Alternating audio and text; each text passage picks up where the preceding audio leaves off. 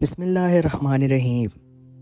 آمنہ جب پھپھو کے گھر پہنچی تو اسے لگا تھا کہ شاید یہاں اسے سکون اور محبت ملے گی، مگر حقیقت بالکل مختلف تھی۔ پھپھو نے اپنی چالاکی سے آمنہ کو پہلے دن خوش آمدید کہا، لیکن جلد ہی اس کی اصلیت سامنے آ گئی۔ پھپھو نہ صرف سخت مزاج تھی بلکہ آمنہ سے نہایت ظالمانہ سلوک کرتی تھی۔ آمنہ کے لیے پھپھو کا گھر ایک قید خانہ بن گیا، جہاں نہ وہ اپنی مرضی کی بات کہہ سکتی تھی اور نہ ہی اپنی خواہشات کا اظہار کر سکتی تھی۔ پھپھو ہر وقت اسے کاموں میں لگا دیتی، خواہ وہ گھر کے چھوٹے موٹے کام ہو یا بھاری بوجھ والے کام۔ آمنہ کے لیے کوئی دن آسان نہیں گزرتا تھا۔ پھپھو کی سختی اور بدتمیزی نے آمنہ کی زندگی کو اندھیروں میں دھکیل دیا تھا۔ آمنہ کی آنکھوں میں ایک ہی بے بسی کی جھلک تھی، جو اس کی جوان ہوتی روح کو چیر رہی تھی۔ اس کے دل میں ہر وقت ایک ہی خواہش رہتی تھی کہ وہ کسی طرح اس ظلم سے آزاد ہو جائے۔ پھپھو کی ظلم حرکات اور بے رحمی نے آمنہ کی خود اعتمادی کو بھی تباہ کر دیا تھا۔ وہ جو کبھی اپنی ماں کی گود میں کھیلتی تھی اور خوش رہتی تھی، اب روزانہ مار کھاتی، تنگ کی جاتی اور جذباتی طور پر توڑ دی جاتی۔ پھپھو کی زبان کا تیز لہجہ اور تلخ باتیں آمنہ کے دل پر گہرے زخم بناتی تھی۔ کبھی کبھی آمنہ خود کو یہ سمجھانے کی کوشش کرتی کہ شاید پھپھو کی یہ سختی اس کے بھلے کے لیے ہے، لیکن دل میں درد اور مایوسی بڑھتی جاتی اور چھپ کر روتی۔ اپنی تنہائی میں اپنے دل کے دکھ بانٹتی اور سوچتی کہ زندگی میں اس کا مقام کیا ہے، وہ کیا کبھی خوش ہو سکے گی۔ پھپھو نے آمنہ کی تعلیم میں کبھی رکاوٹیں ڈالی، یہ سوچ کر کہ ایک لڑکی کو زیادہ تعلیم کی ضرورت نہیں ہے بلکہ گھر کے کاموں میں ماہر ہونا چاہیے۔ آمنہ کی کتابیں اکثر پھپھو کی ناراضگی کی وجہ بنتی اور وہ اکثر انہیں چھین کر پھینک دیتی۔ آمنہ کی چھوٹی چھوٹی خوشیاں بھی پھپھو کی سرد اور سنگ دل نظر سے بچ نہیں پاتی۔ گھر میں آمنہ کو ایسا محسوس ہوتا جیسے وہ کوئی غیر ملکی ہو جسے ہر وقت تنگ کیا جا رہا ہو۔ پھپھو کے ظلم نے اس لڑکی کے اندر خود کمتر محسوس کرنے کا جذبہ پیدا کر دیا تھا، جو کہ وقت کے ساتھ ساتھ بڑھتا گیا۔ لیکن آمنہ کے دل میں کہیں نہ کہیں ایک چھوٹی سی امید کی کرن ابھی باقی تھی۔ وہ جانتی تھی کہ اس کا مقدر صرف اتنا ظلم نہیں ہے، اسے کچھ بہتر کرنا ہوگا۔ اس نے دل میں یہ ٹھان لیا کہ وہ اپنی تقدیر بدل کر رہے گی، چاہے حالات کتنے بھی سخت ہوں گے۔ پھپھو کی سختی کے باوجود آمنہ نے اپنی چھپی ہوئی طاقتوں کو پہچان لیا اور اپنی اندرونی آواز کو سننے لگی۔ وہ بھی کسی سے کم نہیں ہے۔ آمنہ کی زندگی کے اس حصے کو ظاہر کرتا ہے جہاں اس نے پہلی بار سچائی کا سامنا کیا اور اپنی جنگ کا آغاز کیا۔ جب آمنہ نے اپنی ماں کا ہاتھ چھوڑ کر پھپھو کے دروازے پر قدم رکھا تو دل میں عجیب سا اضطراب تھا، مگر ساتھ ہی ایک چھوٹی سی امید بھی تھی کہ شاید یہاں وہ محبت پا سکے جو بچپن سے محروم رہی۔ لیکن پھپھو کے گھر کا ماحول کسی اجنبی قید خانے سے کم نہ تھا۔ آمنہ کو وہاں صرف ایک کام کرنے والی بچی سمجھا گیا، نہ کوئی شفقت، نہ کوئی اپنائیت اور نہ ہی کوئی مسکراہٹ۔ پھپھو کا رویہ شروع سے ہی سخت اور تحقیر آمیز تھا۔ وہ ہر بات پر آمنہ کو تان دیتی، چھوٹے چھوٹے کاموں میں بھی غلط ہونے پر سخت سزائیں دیتی۔ آمنہ کو صبح سورج نکلنے سے پہلے جگایا دیا جاتا تھا اور شام تک وہ کبھی جھاڑو لگاتی، کبھی برتن دھوتی، کبھی کپڑے سکھاتی اور دن کے آخر میں پھپھو کی ڈانٹ، گالیاں اور مایوس کر دینے والی باتیں سنتی۔ تعلیم جیسے الفاظ کے لیے اجنبی بنتے جا رہے تھے۔ آمنہ کو اسکول لے جانا تو دور کی بات ہے، اس کی کتابیں بھی اس سے چھین لی گئی اور وہ کونے میں دکھے صندوق میں پڑی اپنی پرانی اردو کی کتاب کو چھپ چھپ کر پڑھتی۔ پھپھو کا یہ کہنا ہے کہ غریب کی بیٹی بس نوکرانی ہی بنتی ہے، یہ پڑھ لکھ کر کیا کر لے گی۔ آمنہ کے دل میں کانٹے کی طرح یہ بات چبھتی تھی۔ اس کے دل کا زور زخم سے بڑھتا گیا تھا اور رات کو وہ اپنی پرانی گڑیا کو لے کر آنکھوں سے خاموش آنسو بہاتی، بغیر کسی شکوے کے، بس دل ہی دل میں اللہ سے کوئی معجزہ مانگتی تھی۔ پھپھو کے اپنے بچے جو اس گھر میں پڑھ رہے تھے آمنہ کو کبھی بہن نہیں سمجھتے بلکہ اسے نوکرانی جیسا سمجھ کر برتاؤ کرتے۔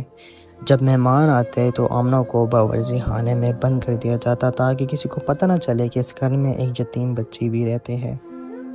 ان سب کے باوجود آمنہ کے چہرے پر کبھی بد دعا یا نفرت نظر نہ آئی۔ وہ ایک معصوم کلی کی طرح سخت طوفانوں کے باوجود خاموش کھڑی رہی، اور یہی خاموشی اس کے اندر آہستہ آہستہ ایک نئی طاقت کو جنم دے رہی تھی۔ ایک ایسی طاقت جو ابھی اس کے اپنے علم میں نہیں آئی تھی، مگر وقت آنے پر یہی طاقت اس کے سب ظلم کے اندھیروں کو چیر دے گی۔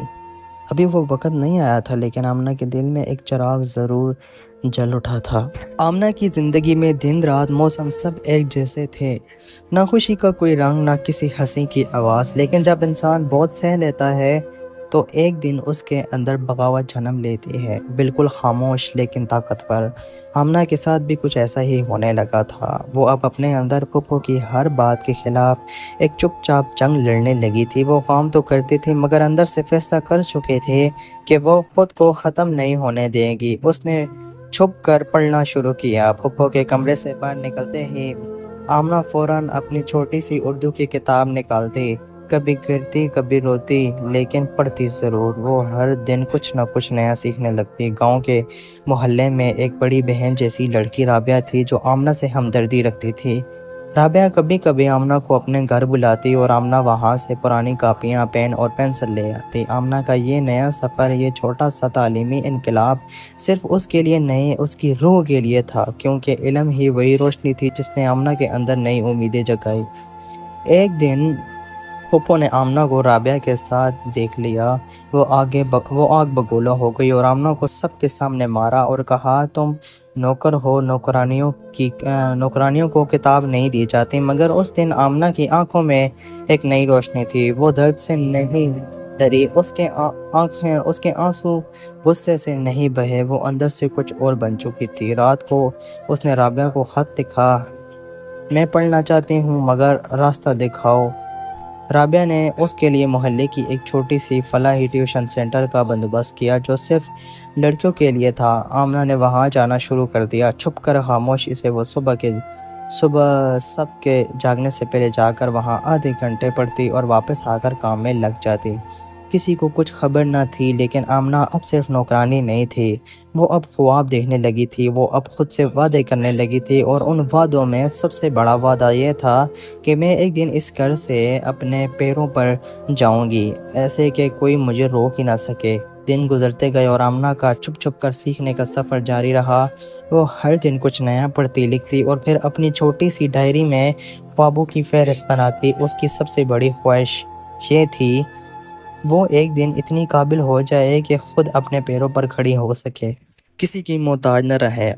اب وہ خاموش نہیں تھی، بلکہ اندر سے ایک مضبوط لڑکی بنتی جا رہی تھی۔ ایک دن محلے میں ایک تعلیمی مقابلے کا اعلان ہوا جس میں رابعہ نے آمنہ کا نام خفیہ طور پر لکھوا دیا۔ آمنہ کو یہ سب موقع مل گیا کہ وہ اپنی قابلیت دنیا کو دکھا سکے۔ وہ دن رات تیاری کرنے لگی، کام بھی کرتی، لیکن دماغ میں سوال و جواب گونجتے رہتے۔ پھپھو کو اس مقابلے کی خبر نہ تھی، کیونکہ آمنہ جانتی تھی کہ اگر انہیں پتہ چل گیا تو وہ سب کچھ تباہ کر دے گی۔ آخرکار وہ دن آ گیا جب آمنہ نے سادہ سے لباس میں کسی کے علم میں لائے بغیر مقابلے میں شرکت کی۔ اس کے چہرے پر خوف تو تھا، مگر اس سے زیادہ اعتماد تھا۔ اس نے جب اسٹیج پر جا کر اپنی بات رکھی تو سب حیران رہ گئے۔ ایک عام سے کپڑوں میں ملبوس خاموش بچی نے اتنی صاف زبان اور سمجھداری سے بات کی کہ ججز بھی حیران ہو گئے۔ اس دن آمنہ نے نہ صرف دوسرے نمبر پر آئی بلکہ لوگوں کی نظروں میں بھی آ گئی۔ رابعہ نے اس کی شناخت خفیہ رکھی، لیکن اس کامیابی نے آمنہ کو اندر سے بدل دیا۔ وہ اب پہلے سے زیادہ پر اعتماد ہو چکی تھی۔ اسی دوران ایک دن پھپھو کے رشتہ داروں کا آنا ہوا، جن میں ایک خاتون ایسی بھی تھی جو شہر کے ایک ادارے میں کام کرتی تھی۔ ان کی نظر آمنہ پر پڑی اور انہوں نے رابعہ سے آمنہ کے بارے میں بات کی۔ جب انہیں پتہ چلا کہ یہ بچی بغیر کسی مدد کے اتنا سیکھ چکی ہے تو وہ بہت متاثر ہوئے۔ انہوں نے آمنہ کو شہر کے ایک تعلیمی پروگرام میں شامل کروانے کی تجویز دی۔ رابعہ نے فوراً حامی بھر لی، لیکن اصل مسئلہ پھپھو تھی۔ آمنہ جانتی تھی کہ اب فیصلہ کا وقت آ چکا ہے۔ اب یا تو وہ ہمیشہ کے لیے دب جائے گی یا پھر اپنی قسمت خود لکھے گی۔ پھپھو کے سامنے بات کرنا آمنہ کے لیے ہمیشہ ایک ڈراؤنا خواب رہا تھا، لیکن اس دن جب شہر کی وہ معزز خاتون کو آگے بڑھنے کا راستہ دکھا چکی تھی، آمنہ کے اندر کچھ ٹوٹا نہیں بلکہ جاگ اٹھا۔ پھپھو نے جب سنا کہ آمنہ کو شہر کے تعلیمی ادارے میں داخلہ مل سکتا ہے تو وہ بھڑک اٹھی۔ انہوں نے سخت الفاظ میں کہا، یہ لڑکی ہمارے گھر کے کام کے لائق ہے، پڑھنے کا خواب دیکھنے لگی ہے، نوکرانی بن کے رہو، خواب تم جیسے غریبوں کو اچھے نہیں لگتے۔ آمنہ نے ان کی آنکھوں میں آنکھیں ڈال کر پہلی بار جواب دیا، پھپھو غریب ہونا جرم نہیں، لیکن کسی کے خواب کو مارنا ظلم ہے۔ میں نوکرانی بن کر نہیں جینا چاہتی۔ الفاظ نہ صرف پھپھو کے لیے صدمہ تھے بلکہ آمنہ کے لیے بھی ایک نیا جنم۔ گھر کا ماحول تناؤ سے بھر گیا۔ پھپھو نے آمنہ کو مارنے کی کوشش کی مگر اب وہ وہی آمنہ نہیں رہی تھی۔ وہ پیچھے ہٹنے کے بجائے ایک قدم آگے بڑھی، رابعہ کو بلایا اور شہر جانے کے فیصلے پر ڈٹ گئی۔ رابعہ نے اسے فوراً سہارا دیا اور ان محترمہ کو فون کیا جو شہر کے ادارے میں کام کرتی تھی۔ انہوں نے تمام قانونی کارروائی مکمل کی اور آمنہ کو اپنی سرپرستی میں لینے کا ارادہ کیا۔ پھپھو نے بہت شور مچایا مگر جب قانون کی بات آئی تو انہیں خاموش ہونا پڑا۔ آمنہ نے اس دن اپنے آنسو نہیں بہائے بلکہ اپنی ڈائری میں لکھا کہ آج میں آزاد ہوں، میں ان بند دروازوں سے نکل چکی ہوں جو میرے خوابوں کو قید کیے ہوئے تھے۔ وہ شہر کے چلی گئی اور ایک چھوٹے سے ہاسٹل میں رہنے لگی۔ اب اس کے دن کتابوں سیکھنے اور خود کو بہتر بنانے میں گزرتے تھے۔ وہ اکثر خود کو آئینے میں دیکھتی اور کہتی، تم وہی ہو آمنہ، لیکن اب تمہیں کوئی دبانے نہیں آئے گا۔ اس کے سفر کا یہ نیا مرحلہ روشن ضرور ہے لیکن آسان نہیں۔ اب اسے دنیا کے دوسرے امتحانوں کا سامنا تھا، لیکن فرق یہ تھا کہ اب وہ لڑنا جانتی تھی۔ شہر کی فضا گاؤں سے بہت مختلف تھی۔ بلند و بالا عمارتیں، تیز روشنیوں سے جگمگاتی سڑکیں اور ہر چہرے پر ایک تیز رفتاری کی تھکن۔ آمنہ کے لیے یہ سب کچھ نیا تھا لیکن اس کا دل پرسکون تھا کیونکہ وہ اب اپنے فیصلے خود لے سکتی تھی۔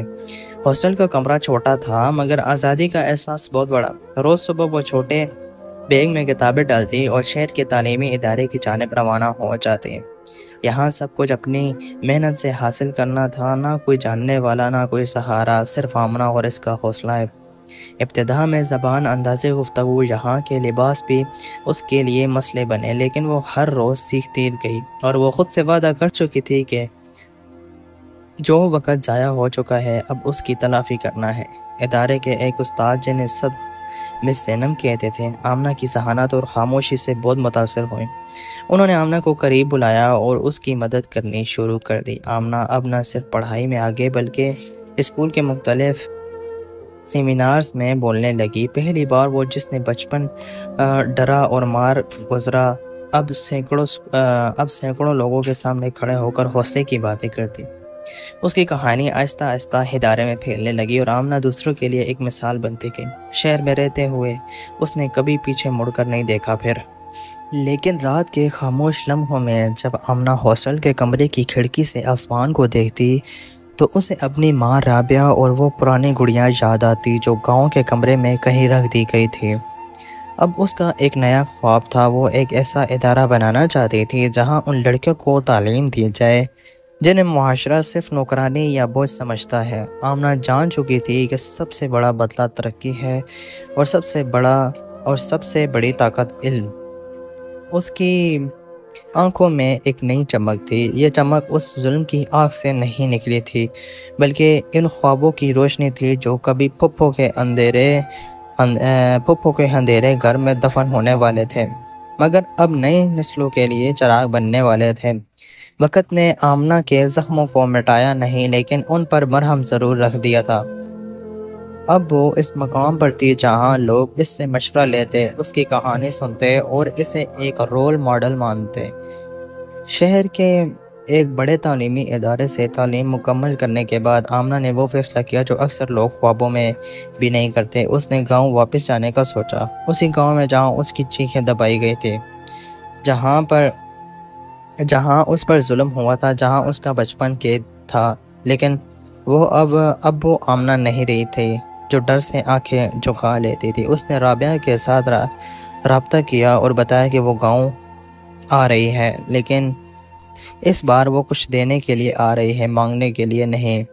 جب آمنہ گاؤں پہنچی تو لوگوں نے اسے پہچاننے میں وقت لیا۔ اس کے چہرے پر ایک وقار تھا، لباس میں سادگی تھی مگر شان تھی، اور لہجے میں وہ نرمی تھی جو صرف بڑے ظرف والوں لوگوں میں ہوتی ہے۔ پھپھو کی آنکھوں نے جب آمنہ کو دیکھا تو لمحہ بھر کے لیے جیسے وقت تھم گیا۔ وہ وہیں آمنہ تھی، مگر اب وہ جھکی ہوئی نہیں بلکہ سر اٹھا کر کھڑی تھی۔ آمنہ نے ان سے نہ شکوہ کیا نہ طعنہ دیا، بس ایک نظر، ایک خاموش اور ایک اخلاقی فتح ان کے سامنے رکھ دی۔